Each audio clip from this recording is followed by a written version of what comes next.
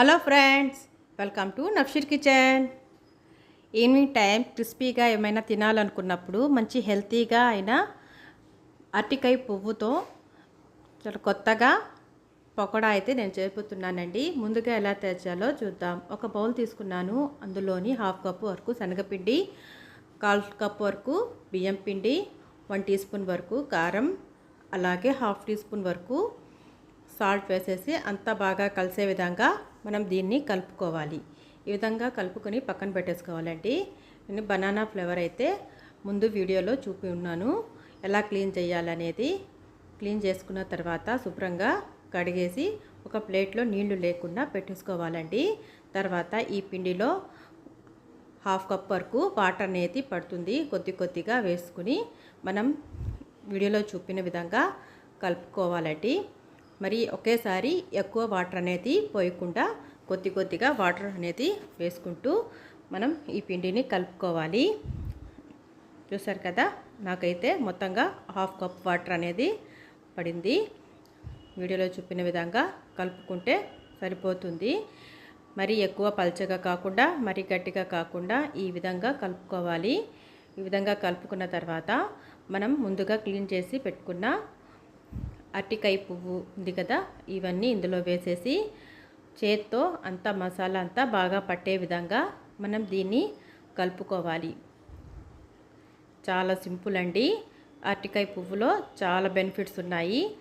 మామూలుగా తినని వాళ్ళు ఇలా గనక చేసుకుని తిన్నట్లయితే అసలు చేదనేదే మనకు అనిపించదు. చాలా టేస్టీగా ఉంటుంది. చాలా క్రిస్పీగా తినే కొద్దీ ఇంకా తినాలనిపిస్తుంది. అంత బాగుంటుంది. ఒకసారి ఈ మెథడ్లో ట్రై చేసి చూడండి. మీ అందరూ కూడా బాగా నచ్చుతుంది. ఈ విధంగా కలుపుకొని పక్కన పెట్టేసుకున్న తర్వాత మనం స్టవ్ మీద కడాయి పెట్టేసి ఆయిల్ అనేది హీట్ చేసుకున్నాను.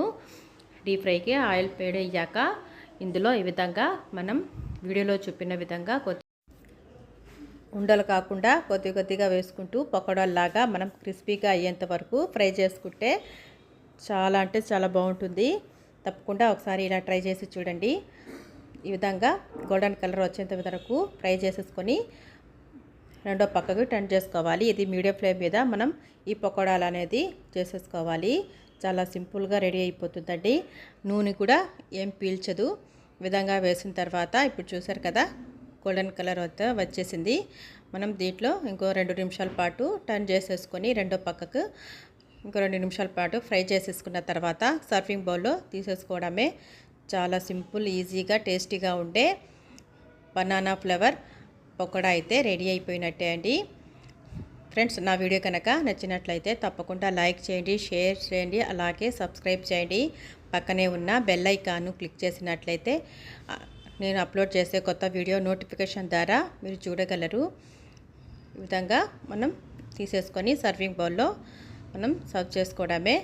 అలాగే మిగతా పిండిని కూడా ఇదే ప్రాసెస్లో మనం కొద్ది కొద్దిగా వేసుకొని గోల్డెన్ కలర్ వచ్చేంత వరకు ఫ్రై చేసేసుకొని ఇంకా రెండోది కూడా తీసేసుకొని సర్వింగ్ బౌల్లో చేసుకొని హాట్గా కచప్తో కానీ పచ్చడితో కానీ అలాగే కానీ తినేయొచ్చండి. అంత బాగుంటుంది. సింపుల్గా రెడీ అయ్యే బనానా ఫ్లేవర్ పకోడా అయితే రెడీ అయిపోయింది. ఇంకెందుకు ఆలస్యం, మీరు కూడా ఈసారి బనానా కనుక తెచ్చినట్లయితే ఇలా ఒకసారి ట్రై చేయండి.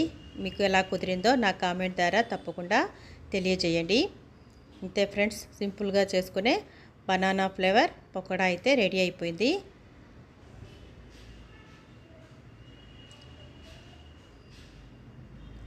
ఈ వీడియో కనుక నచ్చినట్లయితే మీ ఫ్యామిలీలో మీ ఫ్రెండ్స్కి షేర్ చేయండి.